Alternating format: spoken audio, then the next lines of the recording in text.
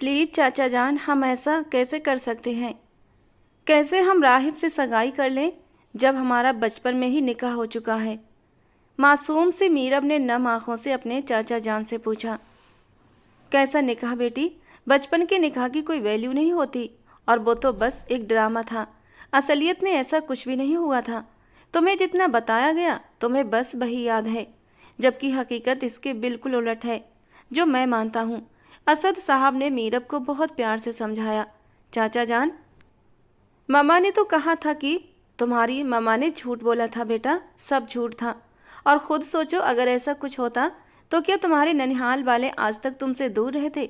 एक दिन भी आकर उन्होंने पूछा कि तुम कैसी हो, कैसे जी रही हो, कहाँ नहीं हो? नहीं ना, तो फिर क्यों उस रिश्ते के बारे में सोच रही हो जिसका कोई वजूद ही नहीं, और अपने बाप जैसे चाचा जान को नाराज कर रही हो? अब की बार उन्होंने उसे इमोशनल ब्लैकमेल किया। अरे नहीं चाचा जान, आपका दिल दुखाने का तो हम सोच भी नहीं सकते। आप हमारे बड़े हैं, आप जैसा कहेंगे हम वैसा ही करेंगे। वो उनके पास आते हुए घुटनों के बल बैठकर उनके हाथ थाम कर बोली, तो वे उसके सिर पर इसने भरा हाथ रख गए, जबकि दिल में अब बहुत संतोष थे। मीरब अभी 17 साल और कुछ महीने की थी, और जब तक वो 18 की नहीं हो जाती, पावर ऑफ अटर्नी असद साहब के पास थी।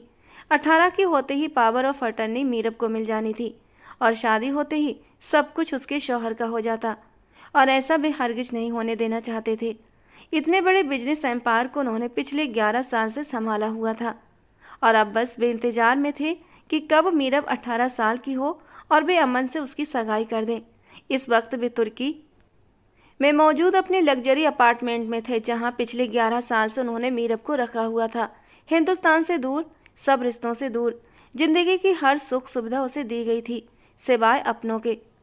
अक्सर वो इस अकेलेपन से डर जाती, लेकिन मिस नूर जहां उसकी जिंदगी का सबसे बड़ा चमकता सितारा थी, जो उसके साथ उसके घर में रहती थी, उन्हीं की वजह से वो बोलती थी, हंसती थी, मुस्कुराती थी, जिंदगी को जी लेती थी। और कॉलेज में उसकी दोस्त थी रीना, जो बंगाल से आई थी। वो सांवली सी लड़की मीरब की बेस्ट फ्रेंड थी। बाकी रिश्तों के नाम पर उसके पास सिर्फ एक चाचा जान थे, जो महीने में 1-2 बार आकर उससे मिल लिया करते थे, और कभी कभी तो कई महीने गुजर जाते थे और उसके चाचा जान उससे मिलने नहीं आते थे। आज भी उससे अपने बेटे अमन से रिश्ता तय करने की बात कह कर गए थे। वो उदास सी हो गई थी। उसने अमन को नहीं देखा था, न कभी वो यहाँ पर आया था। उसे तो बस यही याद था कि उसका निकाह बचपन में उसके मामा जान से हुआ था, और वो तो उसका नाम भी नहीं जानती थी, और ना ही उसके पास उस निकाह का कोई सबूत था। वो गहरा सांस भरती उठ बैठी। चाचा जान ठीक कहते हैं, बचपन के निकाह की कोई वैल्यू नहीं होती। चाचा जान ही हमारे बड़े हैं, यकीनन जो भी हमारे लिए फैसला लेंगे वही बेहतर होगा।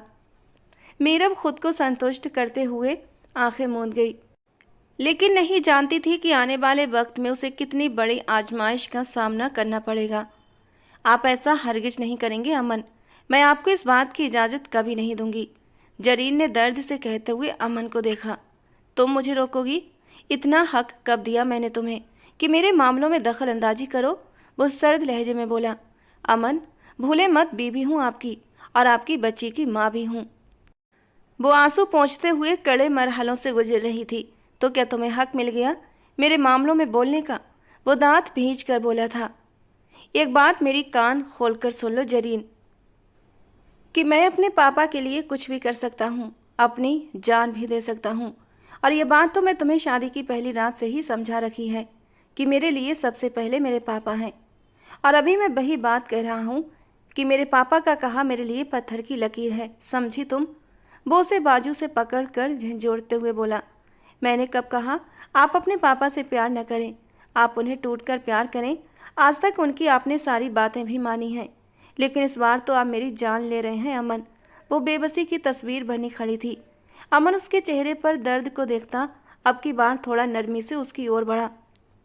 देखो जरीन, मैं सिर्फ पापा की खुशी की खातिर ये सब कर रहा हूँ, लेकिन मैं वादा करता हूँ तुम्हारा और जैनी का हक कभी नहीं छीनूंगा। जो मुकाम तुम्हारा है वो तुम्हारा ही रहेगा। वो उसका चेहरा थामे बोला। मुझे नहीं चाहिए कोई मुकाम। जरीन ने गुस्से से उसके दोनों हाथों को झटक दिया, जिस पर अमन ने होठ भींचे और गुस्से से उसे देखा। मुझे सिर्फ तुम चाहिए अमन, मैं तुम्हें किसी के साथ बांट नहीं सकती। वो उसके सीने से शर्ट को मुट्ठियों में भींचे बर्दाश्त की आखिरी पड़ाव पर थी। तुम्हें कुछ भी समझाना बेकार है। वो गुस्से से उसके हाथ झटकता हुआ पीछे हटा और कमरे से बाहर निकलता चला गया, जबकि जरीन पीछे रोती रह गई। वो क्या करती, उसे कुछ समझ नहीं आ रहा था। उसकी शादी को अभी मुश्किल से 1.5 साल ही हुआ था और अब अमन दूसरी शादी करने जा रहा था। वो तो कभी उसे मोहब्बत का दावा करता था और आज बाप का नाम लेकर मजबूरी का रोना रोते हुए शादी करने जा रहा था। जरीन तड़पती नहीं तो क्या करती। अभी कुछ महीने पहले ही उसकी बेटी का जन्म हुआ था। वो नर्म और नाजुक रुई के फायों जैसी बच्ची जीनिया अमान इस वक्त जरीन की गोद में थी, जिसे सीने से लगाए वो बुरी तरह रोए जा रही थी। तेज तेज कदमों से चलता हुआ वो तुर्की एयरपोर्ट से बाहर आया था। उसका ड्राइवर गाड़ी लिए उसका इंतजार कर रहा था। एयरपोर्ट से बाहर आने और फिर गाड़ी में बैठने तक हर किसी ने मुड़कर उस खूबसूरत शख्स को एक बार जरूर देखा था, जिसने आसपास किसी पर नज़र डालना भी जरूरी नहीं समझा था। अब वो गाड़ी को अपने अपार्टमेंट की तरफ जाते हुए देख रहा था। आंखों से काला चश्मा हटा दिया गया था। वो बिल्कुल पारदर्शी आंखें किसी को भी चारों खाने चित कर सकती थीं। वो 28 साल का राहिब शाह था, जो अपने ख़ानदान का सबसे खूबसूरत मर्द था। कितनी लड़कियों का वो क्रश था। ऑफिस में हर लड़की उसकी पर्सनालिटी और उसके नरम मिजाज की वजह से उसका सम्मान करती थी, और वो भी हर लड़की की इज्जत करता था और कभी नज़र उठाकर उन्हें नहीं देखा था। यही वजह थी कि वो हर दिल अजीज़ था। इतनी खूबियों के बावजूद कमियां तो हर इंसान में होती हैं, और कुछ कमियां राहिब शाह में भी थीं। वो बेहद जिद्दी था और यही जिद उसके तमाम गुणों पर भारी पड़ जाती थी, क्योंकि अपनी जिद के आगे वो किसी की भी नहीं सुनता था। जिंदगी में अगर वो किसी की सुनता था तो वो थे उसके आगा जान। अगर आगा जान सामने हो और राहिब खुद पर काबू न रख सके तो वो राहिब ही नहीं। उसके गुस्से को काबू करने की ताकत सिर्फ और सिर्फ आगा जान के पास थी। इस वक्त उसकी गाड़ी उसके खूबसूरत अपार्टमेंट में दाखिल हो चुकी थी। इस बार वो बहुत कुछ सोचकर तुर्की आया था और ये इरादा लेकर आया था कि इस बार अपना मकसद जरूर पूरा करेगा। वो अंदर आते ही अपनी टाई की नोट ढीली करता हुआ सफ़ेद शर्ट के बटन खोलता अंदर चला गया। उसे शावर लेना था। शावर लेना उसका पसंदीदा शौक था। लगभग दिन में 5 से 6 बार वो जरूर नहाता था। अपनी शर्ट उतारकर दूर फेंकते हुए वो अब बेल्ट निकाल रहा था। शावर के ठंडे पानी के नीचे खड़ा वो बालों में शैम्पू लगाते हुए उन्हें शावर के नीचे किए पानी गिराता गहरी सांस भर गया। इस बार जाओगे तो अपना मकसद जरूर पूरा करना, ये तुम्हारे आगा जान का हुक्म है। उनकी बातें याद करता वो अपनी बंद आंखें एक बार फिर से खोल गया। उसकी पारदर्शी आंखें इस वक्त लाल हो रही थीं। वो चुंबकीय नए नक्श वाला मर्द इस वक्त दिल और दिमाग की जंग में खुद को पिछले 1 घंटे से ठंडे पानी में भिगो जा रहा था। आगाजान का हर हुक्म सर आंखों पर। वो हाथ बढ़ाकर नल बंद करता बाथरोब पहनकर बाहर आया। अब आईने के सामने खड़े होते हुए वो अपने बाल सुखा रहा था। Now it's time for first meeting, वो दिल ही दिल में कहता हुआ अलमारी की ओर बढ़ा और अपना ड्रेस निकालने लगा। क्या मसला है तुम्हारी बीवी का?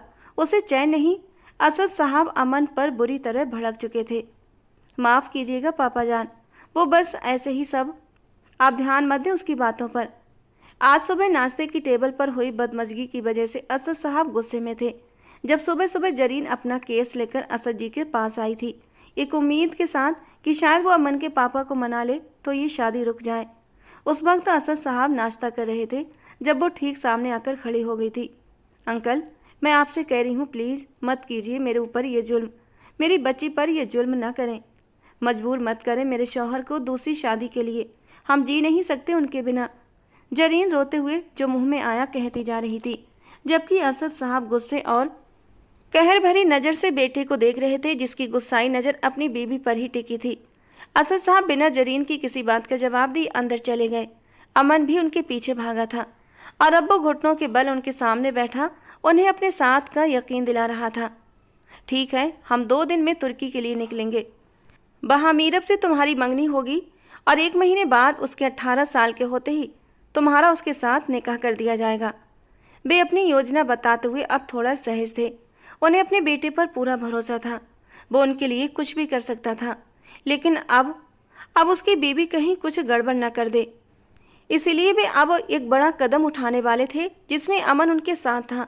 अमन आधी तूफान की तरह कमरे में दाखिल हुआ तो जरीन जेनिया को फीड करवा रही थी। वो अपनी मुट्ठियां सख्ती से भींच गया। जेनिया की वजह से वो इस वक्त अपना उबलता गुस्सा रोक गया था, क्योंकि जेनिया फीड करते जरा से भी आवाज़ से डरकर रोने लगती थी और फिर फीड नहीं करती थी। अपनी बेटी की खातिर वो अपने ऊपर जब्त कर गया, जबकि अपनी ही आंखों के सामने अपनी मनपसंद बीबी को देखता वो कमरे में इधर से उधर चक्कर काट रहा था। जरीन बैठ के किराउन से टेक लगाते हुए जेनिया को फीड करवाते हुए आंखें मूंदे बैठी थी। उसका खिला चेहरा इस वक्त तो मुरझाया हुआ था, कहीं भी गुलाबी रंगत नहीं थी, बल्कि उसके चेहरे पर जर्दी छाई हुई थी। वो काफ़ी समय की बीमार सी लग रही थी। लग ही नहीं रहा था कि ये वही जरीन है जिससे अमन ने शादी की थी। अमन को एक पल के लिए उसकी हालत देखकर दिल पसीजा था। वो कई दिनों से देख रहा था कि उसने खाना पीना भी कम कर दिया था, बस नाम मात्र का ही खाती थी। वो भी शायद जेनिया को फीड न कराना हो तो कभी न खाती, क्योंकि इन दिनों तो उसे अपना भी होश नहीं था। वो हर समय बस रोती रहती। उसकी आंखें हर वक्त अमन से इल्तिजा करती हुई महसूस होती। वो आंखें बंद की उस वक्त जेनिया को फीड कराते हुए नींद की आगोश में चली गई थी। कई रातों से वो सोई नहीं थी। सारी सारी रात वो खुली आंखों से कमरे की छत को घूरती रहती थी। जब दिल बहुत बेचैन होता तो ठंड की परवाह किए बिना बालकनी में चली जाती। सर्द हवाओं को अपने जिस्म पर महसूस करते हुए वो और भी ज़्यादा बिलख उठती थी। ये सोच सोचकर कि अमन बहुत जल्द अपनी रातें किसी और के साथ बिताएगा, उसे सांप की तरह अंदर ही अंदर डसती थी। वो मरने के करीब पहुंच जाती, लेकिन उसका दर्द बांटने वाला कोई नहीं था। वो अमन से कह कहकर थक चुकी थी और आखिरकार आज मजबूर होकर उसने असद साहब के आगे हाथ फैला दिए थे, जो उसकी बात पर उसे कहर बरसाती निगाहों से देखते उठकर चले गए थे। वो नीम गनूदगी में जाते जाते कमरे में अमन का आना महसूस कर चुकी थी, लेकिन उसमें हिम्मत नहीं हुई कि आंखें खोलकर उसे देख लेती। वो उस वक्त तो होशो हवास में थी ही कहाँ। उसकी हिम्मतें ख़त्म हो चुकी थीं और जेनिया से पहले ही वो नींद की आगोश में चली गई। अमन ड्रेसिंग रूम से तैयार होकर बाहर निकला तो जरीन को उसी अंदाज में बैठे देखकर वो ठिठका था, जबकि जेनिया उसकी गोद में लेटे लेटे ही सो चुकी थी। उसके नन्हे नन्हे गुलाबी होठों पर दूध की बूंद चमक रही थी। अमन जरीना की लापरवाही पर अंदर से पिघलता रह गया। आगे बढ़कर जेनिया को उसकी गोद से लेते हुए बहुत ही आराम से काट पर लिटाया। पलटकर जरीना के पास आया, जो आंखें बंद किए बेहोश पड़ी थी। उसकी शर्ट को नीचे की तरफ करता अमन ने उसका सिर तकिए पर रखा। उस पर अच्छी तरह कंबल डालता वो उसके चेहरे को बेख्तियार देखता चला गया। एक वक्त था कि ये चेहरा खिला खिला लगता था और आज वो बरसों की बीमार लग रही थी। अमन ने अपना निचला होंठ बेरहमी से काटा। वो किसी भी कीमत पर जरीन को तकलीफ नहीं देना चाहता था, लेकिन दे गया था। वो मजबूर था, अपने बाप की वजह से। उसे अपने बाप की बात माननी थी, हर हाल में माननी थी, क्योंकि उसने अपने बाप से वादा किया था। जरीन और अमन की शादी इसी शर्त पर हुई थी कि जिंदगी में तुम्हें मेरी एक बात माननी होगी, फिर चाहे मैं तुमसे तुम्हारी जान ही क्यों न मांग लूं। अमन ने उस वक्त बिना सोचे समझे अपने बाप को अपनी जबान दी थी कि बस जरीन से शादी के लिए हाँ कर दें, आगे मैं आपकी सारी बातें मानूंगा। और असद साहब ने मुस्कुराते हुए कहा था, बस एक बात मान लेना, वही काफ़ी है तुम्हारे लिए। अमन नहीं जानता था उस वक्त उनके दिमाग में क्या चल रहा था। असद जी का तो पहले से ही प्लान था कि वो अमन की शादी मीरब से करेंगे ताकि सारी जायदाद उनके हाथ लग जाए, लेकिन अमन ने अपनी यूनिवर्सिटी फेलो जरीन को पसंद कर लिया और अब शादी की जिद लेकर बैठा था। असद साहब ये भी जानते थे कि अमन अपनी बात का कितना पक्का है और कितना जिद्दी है। जिद में हो तो कुछ भी कर सकता है। इसीलिए उन्होंने जरीन को बहू बनाने का फैसला कर लिया, लेकिन उन्होंने सोच लिया वक्त आने पर वो मीरब और अमन का निकाह जरूर करेंगे और जायदाद अपने हाथ में लेकर रहेंगे। वो उसे एक नज़र देखते हुए पीछे हटता बाहर निकल गया था। मीरब नूरजहां की बात पर खिलखिलाकर हंस रही थी। वो बहुत ज़्यादा चुटकुले सुनाया करती थी और मीरब उनकी संगत में बहुत खुश रहा करती थी। अभी भी वो बर्तन धो रही थी, जबकि मीरब उनके पास कुर्सी पर बैठी उन्हें मीठी निगाहों से देख रही थी। चले मीरब बीबी, अब सो जाएं, रात काफ़ी हो गई है, हमारा काम भी ख़त्म हो गया, आपको भी सुबह कॉलेज जाना होगा तो देर हो जाएगी। वो मीरब को कहते हुए अपने हाथ पहुँचते किचन की लाइट ऑफ कर रही थी। जी हुक्म जनाबे आली। मीरब मुस्कुराते हुए अपने कमरे की ओर बढ़ गई। मुस्कान ने अभी भी उसके चेहरे का गहराव किया हुआ था। वो खुश रहने की वजह ढूंढ लिया करती थी। ड्रेसिंग टेबल के सामने बैठे वो अब भी नूरजहां की बातों पर खुश होते हुए अपने चेहरे, बाजुओं और हाथों पर लोशन लगा रही थी कि तभी एकदम से लाइट ऑफ हो गई। मीरब एकदम से अपनी जगह से उठकर खड़ी हुई, घबराकर पलटी तो किसी ने एकदम से उसकी कमर में हाथ डालकर अपनी ओर खींचा। इससे पहले वो चीखती, उसके मुंह पर हाथ रख दिया गया। वो अपनी बड़ी बड़ी आंखें फैलाकर अपने इतने करीब मौजूद उस हस्ती को देखने की कोशिश कर रही थी, जो इतनी सख्त सिक्योरिटी में भी उसके कमरे तक पहुंच गया था। कुछ देर तो वो पैनिक होती हाथ पैर चलाती रही, लेकिन सामने वाले शख्स की सख्त गिरफ्त में वो हिल भी नहीं पा रही थी। थक हार कर अपना बचाव करने की कोशिश छोड़ते हुए अब डर के मारे बिल्कुल साकित खड़ी हो गई। मैं हाथ हटा रहा हूँ, अगर चीखी तो तुम्हारी आवाज़ मैं फिर अपने होठों से बंद कर दूंगा, और ऐसे तरीके से बंद करूंगा कि तुम सांस लेने की भी मोहताज हो जाओगी, उस शख्स ने खुरदरे और सख्त लहजे में कहते हुए धीरे से मीरब के होठों से अपना हाथ हटाया। मीरब गहरा सांस भरते हुए खामोशी से अपनी जगह पर जमी रही। गुड, वो उसके चेहरे पर थपकी देते हुए अब की बार नरम लहजे में बोला। कौन हो तुम? वो मुश्किल से खुद पर काबू पाते हुए पूछ रही थी, जबकि अब उसका जिस्म पसीने से भीगने लगा था। तुम्हारा सबसे बड़ा खैर खुआ, सिर्फ तुम्हारा, वो उसके चेहरे पर फूंक मारते धीमे लहजे में बोला। मीरब ने झुरझुरी लेते हुए अपनी आंखें मींच लीं। उसकी कमर के इर्द गिर्द अपने दोनों हाथ लपेटते हुए उसने उसे अपनी बाहों में भर लिया। मीरब ने घबराकर उस शख्स की जुर्रत को देखा, जो इतनी बेबाकी से उसे छू रहा था। Leave me. वो उसके सीने पर हाथ मारते हुए उसे पीछे धकेलने की नाकाम कोशिश करती हुई रो पड़ी थी।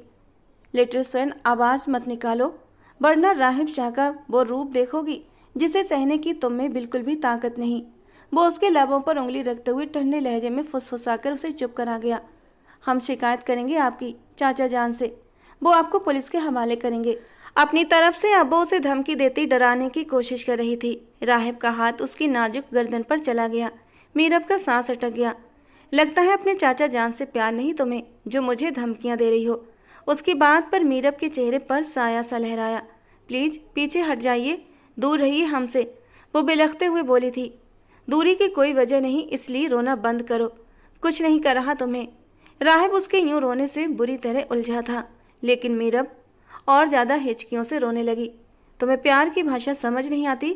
वो फिर से उसके गले की चारों ओर अपनी पकड़ मजबूत करते हुए उसका सांस रोक गया। सांस लो लिटिल स्वैन। वो उसके सांस रुकने पर उसके चेहरे पर अपनी गर्म सांसें बिखेरता उसका पसीना छुड़ा गया। हमें आपसे डर लग रहा है, वो धीरे से टूटे शब्दों में बोली। डरना भी चाहिए, क्योंकि मैं बहुत खतरनाक हूँ, और अगर तुमने मेरे बारे में किसी से कुछ भी कहा तो मैं तुम्हारे चाचा जान की जान अपने हाथों से ले लूँगा। I swear it. उसे धमकी मत समझना, क्योंकि पहली मुलाकात में राहिब शाह को तुम अब तक नहीं समझी हो। रोज़ की मुलाकातों का सिलसिला जब शुरू होगा तो जान जाओगी। उसके जिस्म से आती तेज परफ्यूम की खुशबू मीरब को अपने नथनों में घुसती महसूस हुई। तेज खुशबू से उसे चक्कर आने लगे थे। प्लीज़ दूर। वो बेध्यानी में उसके दोनों बाजुओं को उसके सीने पर जमाए हुए उसे फिर से गुस्सा दिला गई। एक बार कही बात तुम्हें समझ नहीं आती?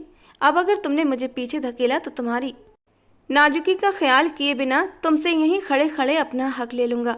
वो ठंडी आवाज़ में गुर्राया था। मीरब ने मुश्किल से आंखें खोलते उसकी बात सुनी। आपका परफ्यूम बहुत तेज, वो कहते हुए उसके सीने पर ही सर टिका गई। अपनी नाजुक सी स्वयं को होशो हवास खोता देख उसे अपनी बाहों में समेट गया। उसका फूलों जैसा नाजुक बदन अपनी बाहों में उठाए ऊपर को उछालते हुए सीने से लगा था। वो उसका चेहरा अपने चेहरे के करीब ले आया। इतनी नाजुक हो तुम?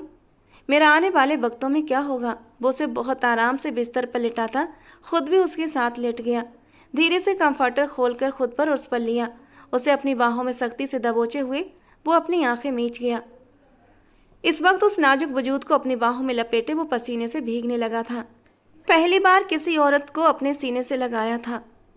वो कई बार तुर्की आ चुका था और मीरब को वो अच्छे से फॉलो भी कर रहा था। यहाँ तक कि उसने उसके कमरे में कैमरा भी लगवाया हुआ था, बल्कि पूरे घर में जगह जगह स्पाई कैमरे लगे थे। वो एक दिन भी उससे गाफिल नहीं रहता था। तुर्की में नहीं होता तब भी उसके इर्द गिर्द 2 सिक्योरिटी गार्ड घर से निकलते और वापसी तक उसकी हिफाजत करते। वो उसके मामले में बहुत ज़्यादा संवेदनशील हो रहा था। वो कमसिन थी और नहीं चाहता था उसकी कमसिनी का कोई फ़ायदा उठाए, और खूबसूरत तो वो भरपूर थी, लेकिन उसके नाजुक नए नक्श और उसका नाजुक सरापा किसी की भी नज़र में आता तो राहिब शाह उसे मौत की नींद सुला देता। वो धीरे से कसमसाई थी और ख़ुद को किसी मजबूत घेरे में महसूस करते हुए वो दिलो जान से कांपी। पीछे हटते हुए सर उठाकर उसे देखने लगी। उसकी खुशबू फिर से उसके इर्द गिर्द फैलने लगी। तो इस बार मीरब ने उसकी शर्ट को मुट्ठियों में दबोचते हुए दांत पीसे। दूर हटे हमसे, वरना हम आपकी जान ले लेंगे। राहिब को इतना करीब पाकर वो दबी दबी चिल्लाई, अगर तुमने उस अमन असद से मंगनी की या उसने तुम्हें अंगूठी पहनाने के लिए तुम्हारा हाथ छुआ तो तुम्हारे हाथ भी तोड़ दूंगा और उसके भी। उससे भी ज्यादा गुस्से और सर्द आवाज में कहते हुए वो उसे झटके से छोड़ता हुआ पीछे की ओर हटा था। आप होते कौन है हमें रोकने वाले? मीरब को उसका धौंस जमाने वाला अंदाज जहर लगा। अभी तो वक्त आने दो, सब बताऊंगा कि मैं कौन हूँ और तुम पर कितना हक रखता हूँ। अभी जितना कहा उतना करो, वरना अंजाम की जिम्मेदार तुम खुद होगी। वो माथे पर बल डाले बोलता खिड़की से बाहर छलांग लगा गया था। मीरब ने घबराकर खिड़की से बाहर देखा तो कोई भी नहीं था। वो छलाबी की तरह गायब हुआ था। मीरब ने पीछे होते झट से विंडो बंद कर दी। या अल्लाह, ये कौन था? इसे तो हमारे बारे में सब पता है। क्या हमारा नाम भी? नहीं, वो तो हमें कुछ और कहकर बुला रहा था। मीरब दिल पर हाथ रखे वहीं बैठती चली गई। उसकी आंखों से अब आंसू बहने लगे। कोई हमें ऐसे कैसे आकर छू सकता है? किसी को हक नहीं कि वो हमें इस तरह छुए। मीरब बिलख बिलख कर रो दी, लेकिन जानती नहीं थी उसे छूने वाला कोई गैर नहीं, उसका बचपन का शौहर था। कैसी तबीयत है अब? 2 दिन से वो बुखार में तप रही थी। अमन ने उसका बहुत ख्याल रखा था, लेकिन वो बिल्कुल चुप सी हो गई थी। आज रात की उनकी फ्लैट थी, जहां अब मीरब से अमन का निकाह होगा या मंगनी, कुछ पता नहीं था, क्योंकि 1 माह बाद उसने 18 साल का हो जाना था। या शायद अभी वो सिर्फ मीरब से मिलने जा रहा था, उसे यकीन दिलाने के लिए कि वो उसके साथ रहेगा। 2 दिन से यही सोच सोच कर वो पागल हो गई थी। उसका दिमाग विभिन्न सोचों का जाल बना हुआ था। वो अंदर ही अंदर कुड़ रही थी और अब और सोचने की ताकत भी खत्म हो चुकी थी। अपनी मोहब्बत को बांटना इतना आसान नहीं था। बिस्तर से टेक लगाए हुए वो उठकर बैठी थी और साथ लेटी अपनी बेटी जीनिया को गोद में भर लिया। जीनिया माँ की गोद में आते ही खुशी से खिलखिलाने लगी थी, जबकि अमन की बात का उसने जवाब देना जरूरी नहीं समझा था। अमन ने गहरी नज़र उसकी तरफ देखा और अपना बैग पैक करने लगा। उसे बैग पैक करते देखकर जरीन को अपने शरीर में कांटे से चुभते महसूस होने लगे। यानी वो ज़्यादा दिन तक वहाँ रहने वाला था। अपना ख्याल रखना। वो अपनी बच्ची के माथे पर एक हल्का सा किस करता एक नज़र मुंह फेर कर बैठी अपनी पत्नी को देखने लगा। अमन का दिल चाहा कि वो उसके माथे पर भी मोहब्बत की मोहर लगा दे, लेकिन वो इतनी गंभीरता से बैठी हुई थी कि शायद अमन अगर कुछ भी कहता तो वो भड़क जाती। इसलिए चुपचाप पीछे हटते हुए अपना बैग उठाकर वो बाहर निकल गया। उसके बाहर जाते ही जरीन ने चेहरा घुमाकर दरवाजे की ओर देखा। आंसू खुद ब खुद उसकी आंखों से बहने लगे। तो आखिरकार वो उसे छोड़ गया था। सब कुछ होगा, लेकिन मोहब्बत अब दोबारा नहीं होगी। उसने आंखें बंद करते हुए अपने अंदर के दर्द को भीतर रखते हुए एक गहरी हिचकी ली। अमन, मैं तुम्हें जिंदगी भर इस काम के लिए माफ़ नहीं करूंगी, अपनी आखिरी सांस तक, और तुम जिंदगी भर इस काम के लिए पछताओगे। वो अपनी बेटी को अपने सीने में भींचे हुए आत्म नियंत्रण के कड़े दौर से गुजर रही थी। तुम सिर्फ मेरी हो। अगर तुमने किसी और का नाम अपनी जुबान पर लाया तो मैं तुम्हारी जुबान काट कर फेंक दूंगा। अपने जज्बात और एहसासात और अपने जिस्म की हिफाजत करना, जो सिर्फ और सिर्फ राहिब शाह का है, और इस बात को कभी भी मत भूलना। वो गुस्से से बुरी तरह गुर्राया था। हम आपके नहीं हैं, हम आपको जानते तक नहीं। जिस दिन जान जाओगी उस दिन जान से जाओगी, राहिब शाह ने नशीली आवाज में कहा। दूर रहे हमसे। मीरब ने उसका हाथ झटक दिया। अगले पल उसने उसकी गर्दन को दबोच लिया। मीरब एक बुरे सपने से घबराते हुए जागी। वो गहरी गहरी सांस लेते हुए कमरे में इधर उधर देखने लगी, लेकिन कमरे में कोई भी तो नहीं था। चेहरे पर आए पसीने को पोंछते हुए मीरब ने गहरी सांस ली। यानी कि ये एक सपना था, लेकिन बहुत भयानक सपना। उसे ऐसा लग रहा था जैसे अभी भी वो उस सपने के प्रभाव में हो। राहिब शाह फिर से उसके आसपास मौजूद था। उसने पूरे कमरे में फिर से नजर डाली, लेकिन वहां कोई भी नहीं था। राहत की गहरी सांस लेते हुए उसने पास रखे जग से पानी का गिलास भर लिया। अभी उसने गिलास को मुंह लगाया ही था कि उसने अपने सामने राहिब शाह को खड़ा देखा तो उसके मुंह से पानी बाहर निकल गया। उसे लगा ये उसका भ्रम है। राहिब शाह फिर से उसके कमरे में था और आज तो दिन का वक्त था। वो यहाँ कैसे हो सकता था? क्या हुआ? सपने में भी मुझे ही देख रही थी ना? उसके माथे पर चमकती पसीने की बूंदों को देखते हुए उसने कहा। आप क्यों बार बार यहाँ जाते हैं? प्लीज जाएं यहाँ से, मीरब ने कहा। वो आदमी जैसे ही उसके करीब आया मीरब के होश उड़ने लगे। जाने उसके अंदर ऐसी कौन सी चुंबकीय ताकत थी कि वो न चाहते हुए भी मीरब उसकी तरफ खींची चली जा रही थी। आपसे 1 घंटे बाद हम दोनों का निकाह है, इसलिए चुपचाप मेरे साथ चलो और मुझसे निकाह करो। हम आपसे कोई निकाह नहीं करेंगे, प्लीज जाएं यहाँ से। अगर तुमने इनकार किया तो इस इनकार की कीमत तुम्हारे प्यारे चाचा जान को चुकानी पड़ेगी, जो आज रात की फ्लाइट से तुर्की आ रहे हैं। लेकिन वो यहाँ नहीं पहुँचेंगे। वो और उनका बेटा दोनों सीधे ऊपर अल्लाह के पास जाएंगे। और अगर उनकी जान की सलामती चाहती हो तो जैसा कह रहा हूँ चुपचाप करो। मीरब इससे बहुत बुरी तरह डर चुकी थी। फिर न चाहते हुए भी वो उस आदमी के साथ जाकर निकाह कराई। किसी ने भी उससे कोई जानकारी नहीं ली थी, बस कबूल है कहते ही निकाह हो गया और वो उसे वापस घर छोड़ने आ रहा था। आपने ये सब क्यों किया? मीरब ने रोते हुए पूछा। क्योंकि मुझे तुम पर भरोसा नहीं था। तुम निकाह के ऊपर भी निकाह कर लेती। कौन सा निकाह? वो हैरान होकर बोली थी। बचपन का निकाह, जो शायद नहीं यकीनन तुम भूल गई हो, क्योंकि तुम तो मेरा नाम भी भूल गई हो। तो फिर निकाह क्या याद होगा? इसलिए फिर से निकाह करके उसे ताज़ा किया है, ताकि तुम अब पक्का याद रखो। आप मामा के बेटे हैं? मीरब ने हैरान होकर उससे पूछा। चलो शुक्र है तुम्हें याद तो आया। वो उसकी तरफ गहरी नज़र से देखने लगा। तो आपने हमें पहले क्यों नहीं बताया? वो आंखों में आंसू लिए बोली। इससे क्या होता?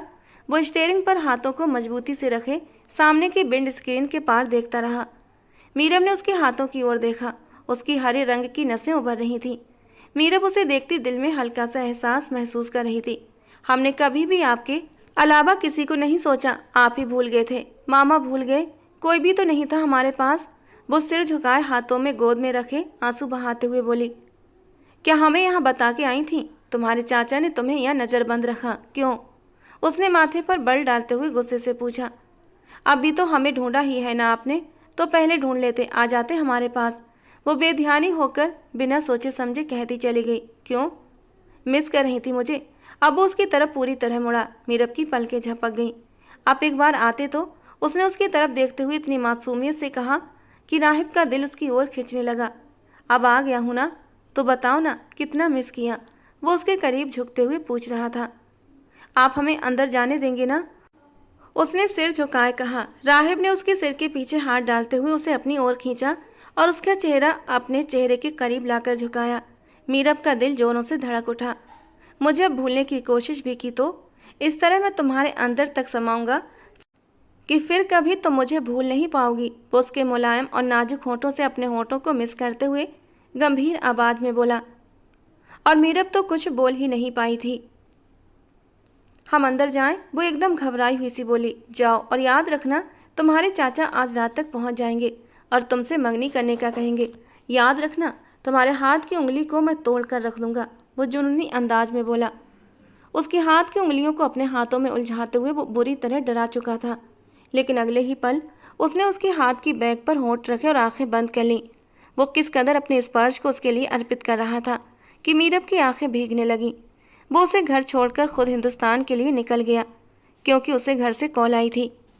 आगा जान की अचानक तबीयत खराब हो गई थी और वो आईसीयू में थे, जबकि अब वो अपने आगा जान के लिए अल्लाह से दुआ कर रहा था। आज उसने आगा जी की इच्छा पर उससे निकाह कर लिया था और फिर अचानक उनकी तबीयत खराब हो गई। पहली फ्लाइट लेकर वो हिंदुस्तान पहुंचा। आगा जान के लिए तो वो अपनी जान भी दे सकता था और उन्हें अस्पताल में आईसीयू में देखकर वो मरने वाला महसूस कर रहा था। डॉक्टर बाहर आए तो वो उनकी ओर दौड़ा। मेरे आगा जी, वो दर्द से पूछ रहा था। पहले से उनकी हालत बहुत बेहतर है शाह साहब, लेकिन अब उनकी देखभाल की बहुत ज़्यादा ज़रूरत है आप लोगों को। उनके मन की ज़्यादा चिंता करें, क्योंकि अब उनका दिल और भी कमज़ोर हो चुका है। डॉक्टर शाहजेब ने राहिब शाह को विस्तार से बताया। वो अभी उनसे मिलने की अनुमति नहीं दे रहे थे, लेकिन राहिब शांत हो गया था कि अब उनकी जान खतरे से बाहर है, लेकिन अभी भी वो उन्हें लेकर काफ़ी परेशान था। राहिब बेटा, थोड़ी देर के लिए घर चले जाओ। तुम तो सीधा एयरपोर्ट से यहीं आ गए हो। जावेद शाह ने बेटे के कंधे पर हाथ रखते हुए कहा। नहीं बाबा साईं, एक बार आगा जान से मिल लूँ फिर घर जाऊँगा। उसके लहजे में बेहिसाब परेशानी थी। वो कैसी है? उन्होंने अपनी भांजी का पूछा। उनके लहजे में गहरी मोहब्बत थी। ठीक है बाबा साईं, वो सिर झुकाए बोला। अचानक से वो नाजुक सूरत वाली लड़की उसकी आंखों में समाई थी। निकाह हो गया? कोई समस्या तो नहीं हुई? वो धीरे से पूछ रहे थे। राहिब ने चेहरा उठाकर उनकी ओर देखा। बाबा, वो तो बहुत मासूम है और बेहद डरी हुई। जरा सा डराने पर वो चुपचाप निकाह के लिए राजी हो गई। राहिब ने गहरी सांस लेते हुए सिर झटकाया, जबकि जावेद शाह ने एक नज़र राहिब को देखा, जो शायद इस बात से खुश नहीं था। उसे निकाह करना ही था। जावेद शाह ने अपनी बात पर जोर दिया। बाबा साईं, क्या कोई भी उससे बंदूक की नोक पर निकाह कर लेगा और वो कर लेगी? क्यों? उसे याद नहीं, लेकिन एहसास तो होना चाहिए था ना। वो इतनी छोटी तो नहीं थी, निकाह के वक्त 7 साल की थी। उसे क्यों नहीं एहसास हुआ? उसे मेरा नाम तक याद नहीं, निकाह क्या याद होगा? वो निराश हो रहा था। जावेद शाह ने बड़ी मुश्किल से खुद को काबू में करते हुए उसे देखा। वो सब जानती थी राहिब, उसे सब याद है। वो एक पल के लिए भी भूली नहीं है, न तुम्हें और न अपने निकाह को। जावेद शाह की बात पर राहिब ने उनकी ओर हैरानी और बेयकीनी से देखा। तुम पिछले 5 साल से उसकी देखभाल कर रहे हो, तो मैं पूरे 10 साल से उससे संपर्क में हूँ। जावेद शाह की बात पर राहिब तो चुप ही रह गया। वो मेरी भांजी है, मेरी जान, मैं उससे कैसे बेखबर रह सकता था? आपने मुझसे ये बात क्यों छुपाई? वो शिकायत भरे अंदाज में बोला। हम ये मामू भांजी का मामला था और हम एक दूसरे की राज रखते हैं, वो गर्व से बोले। बहुत गलत बात है। उसने तो जरा सा भी जाहिर नहीं होने दिया। राहिब के चेहरे पर एक छोटी सी मुस्कान आई थी। ये तो है, अब तुमने निकाह कर लिया तो सोचा बताता हूँ, हवेली कब लेकर आ रहे हो? उनकी अगली बात पर वो चौंकते हुए उन्हें देखने लगा। अपनी अपनी प्यारी भांजी से ही पूछ लें, क्या क्या इरादे हैं उसके? वो पॉकेट्स में हाथ डालते हुए लापरवाही से कहता आईसीयू की ओर बढ़ गया, जहां अब आगा जी पहले से बेहतर स्थिति में थे। उन्हें भी अपनी मीरब से मिलने की बड़ी इच्छा थी। राहिब, ये दादा अब बूढ़ा हो गया है, जरूरी नहीं हर बार मौत को हरा कर आ जाए। जिंदगी की अल्लाह ने कितनी सांसें लिखी हैं क्या पता। वो ठहरे हुए लहजे में बोल रहे थे। अल्लाह आपको लंबी उम्र दे आगा जान, आपकी बार जाऊंगा तो आपकी मीरब को लेकर आऊँगा। वो पक्के लहजे में बोलता उन्हें खुश कर गया, जबकि अब वो खुद दिल ही दिल में बुरी तरह परेशान था। कैसे वो आज अपने चाचा जान को हैंडल करेगी? कुछ ही देर में आगा जान को वार्ड में शिफ्ट कर दिया गया था। 2 घंटे की ऑब्जर्वेशन के बाद उन्हें डिस्चार्ज भी मिल गया था। राहिब, आगा जान अब सो रहे हैं और बेहतर भी हैं। तुम जाओ घर, तुम्हारी अम्मा साईं परेशान भी हैं और तुम्हारे लिए उदास भी हो रही हैं। जावेद शाह ने राहिब को कंधे पर थपकी देते हुए कहा। आगा जान की तबीयत किसी भी समय बिगड़ सकती है बाबा साईं, अगर ज़्यादा ख़राब हो गई तो, और मैं उनके पास ना हुआ तो मुझे डर लग रहा है कि कहीं मैं उन्हें खो ना दूँ। वो धीमे लहजे में बोल रहा था। अल्लाह पर भरोसा रखो राहिब, अपनी नातिन से मिलने की उमंग है उनके अंदर, बेफिक्र होकर घर जाओ। 6 घंटे की फ़्लाइट, फिर यहाँ इतने घंटे से बैठे हो। अपनी देखभाल करो मेरे बच्चे, अभी तो शादी भी होनी है, बीबी को भी संभालना है। उन्होंने बेटे को चिढ़ाया। वो गहरी सांस भरते हुए उन्हें गर्दन मोड़कर देखने लगा। आपको क्या लगता है आपकी उस चींटी को संभालना मेरे लिए कोई मुश्किल काम है? वो आईब्रोज रिज करता हुआ पूछ रहा था। बेटा जी, उसे आसान टारगेट समझना भी मत। जिसने आपको ये खबर कानों कान नहीं लगने दी कि वो आपको पहले से जानती थी और मेरे कांटेक्ट में भी थी, उसका भी अलग हिसाब लूँगा उससे। वो अपनी कमर सीधी करते हुए थकान से चूर लहजे में उनकी बात को टालते हुए बोला, चलो अब घर जाओ। उन्हें अब अपने बेटे पर बहुत प्यार आने लगा था। जो आगा जान के लिए सब कुछ पीछे छोड़ देता था, भूल जाता था। उनकी बात मानते हुए वो उठकर खड़ा हुआ। उसने टाइम नोट करते हुए घर का रुख किया और डिस्चार्ज तक वापस आने का इरादा बनाते हुए बाहर निकला। राहिब शाह अभी वो कुछ ही दूर निकला था कि उसने पीछे से आवाज़ सुनकर एकदम चौंक कर मुड़ा था। वो कोई और नहीं, जरीन थी। उसकी आंखें आंसुओं से भीगी हुई थीं। राहिब को वो बिल्कुल भी ठीक नहीं लगी। वो वापस पलटते हुए उसके पास गया। आप ठीक हैं भाभी? उसे चिंता की स्थिति में देखता वो पूछ बैठा। नहीं हूँ मैं ठीक। क्यों छोड़ा हुआ है आपने अपनी मनकूहा को अकेला? जरीन की बात पर राहिब शाह कुछ पल के लिए खामोश रह गया। जरीन फिर आगे बोली, क्या आज वो मेरी सौतन बनने जा रही है? उसके लहजे में दर्द ही दर्द भरा हुआ था। आपको ऐसा क्यों लगने लगा कि मेरी मनकूहा आपके साथ ऐसा कुछ करेगी, आपका घर उजाड़ने का कारण बनेगी? वो तीखे अंदाज में देखते हुए पूछ रहा था। ओह प्लीज़ राहिब शाह, पिछले 10 साल से वो तुर्की में है, ये तक तो तुम पता नहीं लगा सके, और आज वही 10 साल तुम पर भारी पड़ रहे हैं कि वो तुमसे छिन जाएगी, क्योंकि मेरे पति और ससुर इस जायदाद की खातिर उसका निकाह अमन से करने वाले हैं। वो दुखी होते हुए बोली। राहिब ने इधर उधर निगाह दौड़ाई और उसे एक तरफ आने का कहा। वो उसके पीछे ही चल दी। बैठे यहाँ। वो उसे वहाँ बैठाता और उसके लिए पानी ले आया। ये पिएं और शांत होकर घर जाएं। आप पर कोई सौतन नहीं आएगी। वो एक कुर्सी छोड़कर उसके पास बैठता, पानी की बोतल उसकी ओर बढ़ा गया। तुम इतने मुतमईन कैसे हो सकते हो राहिब शाह? तुम जानते हो राहिब, आज असद अंकल और अमन गए हैं तुर्की, और यकीनन वो पहुंच भी चुके होंगे। जरीन कराते हुए बोली। तो जाने दो, राहिब कौन सा किसी से डरता है? वो सिर झटकते हुए बोला। राहिब काफ़ी बार इन लोगों के कांटेक्ट में आ चुका था उसे मीरब का एड्रेस चाहिए था जिसे असद साहब ने वहाँ तुर्की में छुपा कर रखा था। राहिब, अगर मैं तुम्हें मीरब का एड्रेस दूँ तो क्या तुम इस निकाह को होने से रोक दोगे? वो उम्मीद से पूछ रही थी। राहिब को वो बहुत टूटी हुई लगी। आपको ऐसा क्यों लगता है कि वो मीरब से निकाह करवा लेंगे? राहिब ने बहुत ही सुकून भरी मुस्कान के साथ कहा था। और तुम्हें क्यों लगता है कि वो नहीं करवा सकते? वो भी दोबारा बोली। आप यहाँ कैसे आई? सब ठीक तो है ना? वो अब की बार बात को पलटते हुए बोला तो जरीन जख्मी सा मुस्कुराई। खाला की तबीयत अचानक ख़राब हो गई थी, उन्हें ही लेकर आई थी। वो उस तरफ बाढ़ में है। और छोटी जीनिया वो कहाँ है? राहिब को तो जैसे सबकी खबर थी। वो साथ में पड़ोस की खाला के हवाले करके आई हूँ। राहिब मेरी बात का जवाब नहीं दिया। वो उसे वापस उसी बात की तरफ लाई थी। कल तक मिल जाएंगे आपको आपके सारे सवालों के जवाब। आइए खाला से मिल लूँ। वो उड़ते हुए बाढ़ की तरफ बढ़ा तो जरीन भी उसके पीछे हो ली। और फिर राहिब की बात सच निकली। बाकी अगले दिन मीरब और असद साहब वापस लौट आए थे। उनके साथ लाल और सफ़ेद रंगत वाली नाजुक सी गुड़िया भी थी। वो कमसिन सी लड़की जरीन को बहुत मासूम लगी, लेकिन अचानक ही उसे याद आया कि ये वही लड़की है जिसके साथ अमन निकाह करने वाला है। ये सोचते ही उसका दिल पत्थर होने लगा, बल्कि बहुत बुरा हुआ, क्योंकि उसे यही बताया गया था कि मीरब हमेशा तुर्की में ही रहेगी, निकाह के बाद भी। इस निकाह की वैल्यू सिर्फ जायदाद तक है, इससे ज़्यादा नहीं। बाकी वक्त और हालात को देखकर फैसला किया जाएगा। फिर वो उसे मुंबई कैसे ला सकते थे? वो कमरे में लगातार इधर से उधर चक्कर लगाते पेचो ताव खा रही थी। उसका बस नहीं चल रहा था कि वो यहाँ से खुद कहीं चली जाए या इस लड़की को कहीं भेज दे। अमन अंदर दाखिल हुआ तो वो जख्मी अंदाज में उसे देखते हुए उसके करीब आई। हर बात से मुकर गए हैं आप अमन, और मुझे पता है आगे भी आप अपनी किसी बात का मान नहीं रखेंगे।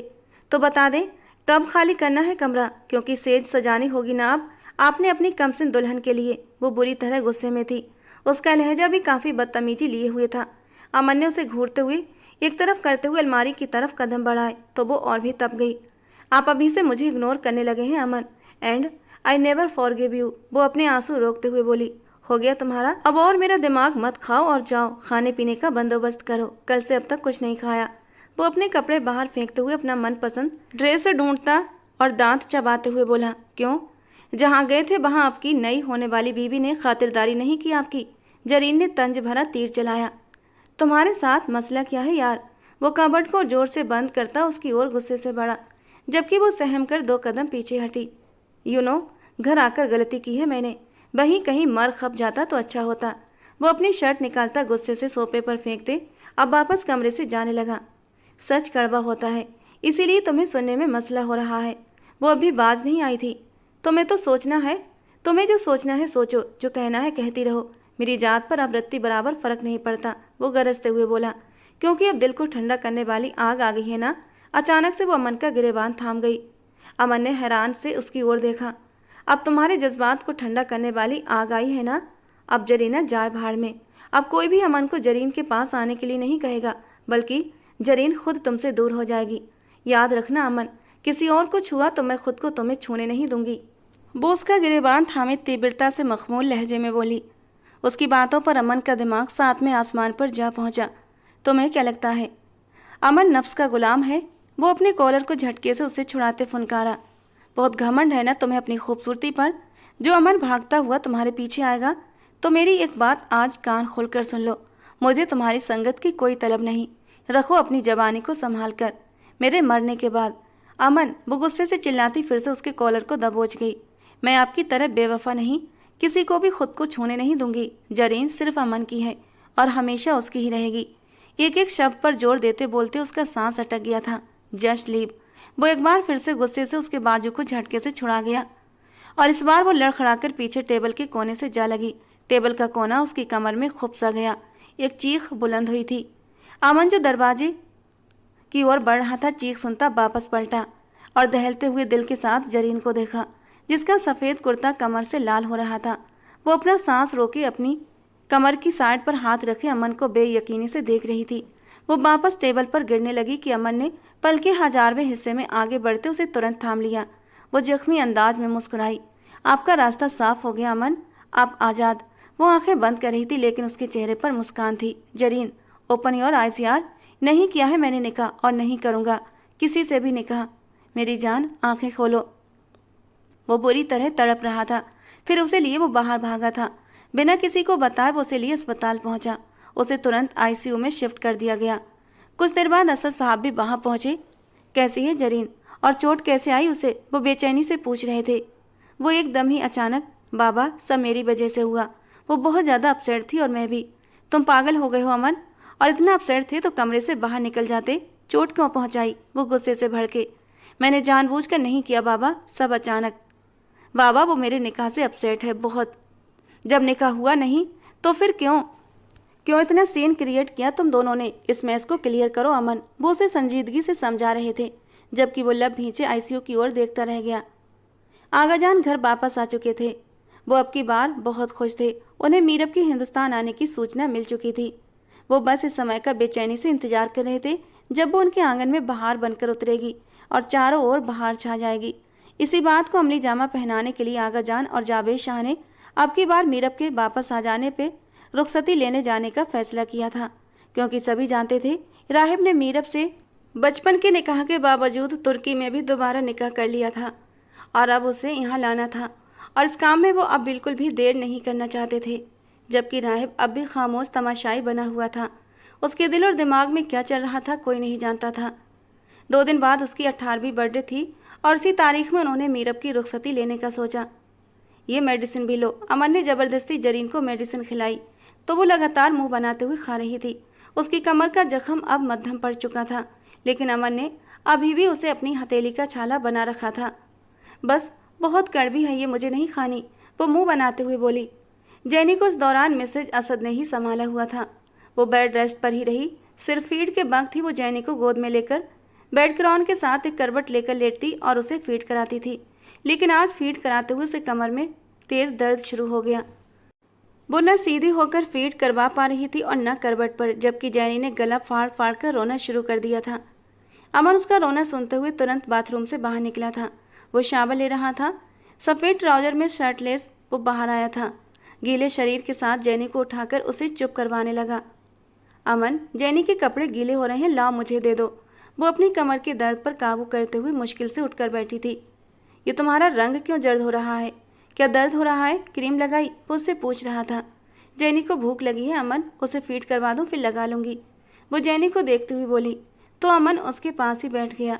जैनी को वापस उसकी गोदी में देते हुए उसका चेहरा जरीन की तरफ मोड़ते हुए बोला, करवा दो फीड। वो जितनी आराम से कह रहा था, जरीन बिलश करने लगी। ऐसे आपके सामने? क्या हो गया है अमन, मुझे दें उसे। वो जैनी को रोता देख अपने हाथ आगे बढ़ा गई। जो कहा है वो करो, और शर्मा तो ऐसे रही हो जैसे मैंने कभी तुम्हें देखा नहीं। वो संजीदा लहजे में मायने भरे जुमले कह गया। अमन प्लीज़, वो झिझकते हुए बोली। खुद फीड कराओगी या मैं? अच्छा आप उधर देखो, मैं खुद फीड करा दूंगी। वो अपनी कमर के दर्द को भूलते हुए अपनी कुर्ते को जरा सा हटाती और जैनी का चेहरा उसके अंदर कर गई, जबकि दिल की धड़कनें तेज हो रही थीं। जैनी फिर भी रो रही थी। यार सीधा होकर बैठो और फीड कराओ। वो कितना रो रही है और तुम्हारी शर्म हया ही ख़त्म नहीं हो रही। वो झुंझलाया और झटके से उसके कुर्ते को हटाकर जैनी का चेहरा उस ओर मोड़ दिया। जैनी के रोने की आवाज़ अब थम गई और अब वो शांति से आंखें बंद करके अपना पेट भरने लगी। जरीन आधी से ज़्यादा अमन पर झुकी हुई थी। उसके सीने से उसका शरीर टकरा रहा था, जिससे जरीन को ठंडे पसीने आने लगे। बेइच्छा उसकी नज़र उसके सिक्स पैक पर उठी थी तो दिल में घंटियां सी बजने लगीं। कितने दिनों से वो एक दूसरे से नाराज़ थे, एक दूसरे से लड़ रहे थे, एक दूसरे की निकटता का सुख प्राप्त नहीं कर पा रहे थे। वो अमन की किस कदर दीवानी थी ये उससे बेहतर कोई जान ही नहीं सकता था। कोई रात ऐसी नहीं गुजरती थी जब वो अमन की बाहों से लिपट कर नहीं सोई थी। कभी कभी तो जरीन खुद ही पहल कर देती थी अपने मुलायम लबों से अमन को छूकर, और उसके इरादों को भांपकर अमन मुस्कुराकर उसे अपनी बाहों में भर लेता और उसके कान में सरगोशी करता हुआ कहता, जरीन तुम्हारे अंदर जज्बातों की गर्मी कुछ ज़्यादा ही है। और जरीन खिलखिलाकर हंस पड़ती और कहती, सिर्फ तुम्हारे लिए है मेरी मोहब्बत और मेरे जुनून के सारे जज्बात। और फिर दोनों एक दूसरे में गुम हो जाते। और अब न जाने कितने दिन गुजर गए थे कि दोनों एक दूसरे के करीब नहीं गए थे। जरीन का दिल बहुत बुरी तरह मचल रहा था। अपने होठों को दांतों तले दबाते हुए उसने अपने जज्बातों को बहकने से रोका हुआ था। अपने होठों को आज़ादी दो जरीन, वरना अगर मैंने काटा ना तो सारी रात तुम्हारी सिसकियां कमरे में गूंजती रहेंगी। अमन की बात पर जरीन ने शिकायती नज़रें उठाकर उसकी ओर देखा था। आह, जरीन की एक चीख ऊंची हो गई थी। क्या हुआ? अमन ने घबराकर उसे देखा। अभी तो मैंने काटा भी नहीं था और तुम्हारी चीख इसने काटा, वो मुंह बनाकर बोली और लाल चेहरा लिए जेनी को प्यार से घूर रही थी, जो अब मुस्कुराते हुए माँ को देख रही थी। मेरी जान, मम्मी को काटते नहीं हैं, ये सिर्फ पापा का काम है, ठीक है? वो उसे अपने सीने से लगाकर उसका दूध हजम कराते हुए साथ में उसे हिदायतें भी दे रहा था। जरीन ने घबराए चेहरे के साथ उसे देखा। मैं इसे मम्मी के पास छोड़कर आया, यहीं रहना, लेटना मत, क्रीम लगाता हूँ आकर, वो उसे कहता हुआ बाहर निकल गया। और जरीन का दिल जोर जोर से धड़कने लगा। उस दिन उसे चोट लगी थी और जिस तरह वो टेबल पर गिरने लगी थी, अमन ने किस तरह लपक कर उसे बचाया था। उसने बेहोश होती नज़रों से अमन की वो घबराहट देखी थी जब उसका चेहरा वो थपथपाते हुए कह रहा था, प्लीज़ जरीन आंखें खोलो। अमन की आंखों से आंसू टूट कर गिरे थे, जो जरीन ने अपनी बंद होती आंखों से देखे थे। और फिर वो बेहोश हो गई थी। उसे इतना तो यकीन हो गया था कि अमन उससे बहुत मोहब्बत करता है। बस अपने बाप के हाथों की कठपुतली है वो जैसे नचाते हैं अमन वैसे ही नाचता है। अमन ने उसे न केवल माफ़ी मांगी बल्कि उसे यकीन दिलाया वो सिर्फ उसकी है। कुछ ही देर में वो वापस लौट आया था, जबकि जरीन करवट लेकर लेटी आंखें बंद किए हुए थी। अमन ने उसके ऊपर कंबल सही करते हुए कमरे की लाइट्स को डिम कर दिया और क्रीम की कैप खोलते हुए उसकी कमर के जख्म पर लगाना शुरू कर दिया। उसे हल्का हल्का दर्द हो रहा था। अमन, टूटी हुई आवाज़ में बोलती वो अमन के जज्बातों में हलचल मचा गई। उसका हाथ उसकी कमर से ऊपर की ओर मूव करने लगा तो वो गहरी सांसें भरती हुई तकिए में सिर दे गई। अमन ने उसकी कमर के मोड़ पर अब अपने होंठ रखे थे और उसे सिसकने पर मजबूर कर दिया। अमन, वो उसकी जबान का स्पर्श अपनी कमर के ऊपर से नीचे तक महसूस करती हुई तड़पते हुए उसकी ओर मुड़ गई। मत तड़पाओ प्लीज़, वो उसकी गर्दन में बाहें डालकर बहके हुए लहजे में बोली। अमन के होंठों ने मुस्कान को छुआ। वो उसकी निकटता में यूं ही पिघलती जा रही थी। ये उसके इश्क का अंजाम था कि आज तक उसने निकटता के लम्हे नहीं किए थे। उसके हाथों की उंगलियों में अपनी उंगलियां उलझाते हुए वो अब उसके होंठों पर झुका था। पेन तो नहीं हो रही ना कमर में? वो उसके होंठों से होंठों को छूते हुए फिक्रमंदी से लहजे में पूछ बैठा। वो गहरी सांस भरते हुए सिर नामे हिलाती हुई उसे और भी उत्तेजित कर रही थी। वो उसकी गर्दन पर झुकते हुए अपना भीगा स्पर्श फैलाते हुए उसे समेटने पर मजबूर कर रहा था। अगर पेन हुआ तो मुझे रोक देना, जानती हो ना, जुनूनी सा हो जाता हूँ, कोशिश करूँगा हर्ट ना करूँ, लेकिन तुमने अपने दर्द को छुपाना नहीं। वो उसके कान में सरगोशी करते हुए उसके कान की लौ काट गया। वो गहरी सांस भर गई और फिर उसकी फ्रॉक को हटाते हुए वो उसकी धड़कनों पर झुकते हुए सब पर्दे गिराते चला गया और वो उसके जज्बातों में पिघलती जा रही थी। दिल और जान से दोनों एक हो रहे थे। उस समय ड्राइंग रूम में बिल्कुल शांति का राज था। आज आगा जी अपनी अमानत वापस लेने आए थे। वो पर्दे की ओर से इन सबको देख रही थी। उसका जी चाहा भागकर अपने नाना के गले लग जाए, उनके स्पर्श में वो अपनी माँ को पा लेती। दूसरी ओर उसके मामा बैठे थे, जो हर पल हर क्षण उसके साथ संपर्क में रहे थे, उसका साथ देते रहे थे और उसके 18 होने का इंतजार करने को कहते उसे सब कुछ ठीक होने की तसल्ली देते रहे। और आज उनकी तसल्ली सच में रंग लाई थी। एक नज़र उसके सामने बैठे खूबसूरत व्यक्ति पर भी उठी थी, जो सिर्फ उसका था। उसकी चुंबकीय आंखें उस समय असद साहब को ही देख रही थी, जबकि अमन की नज़र भी अब पिता पर थी।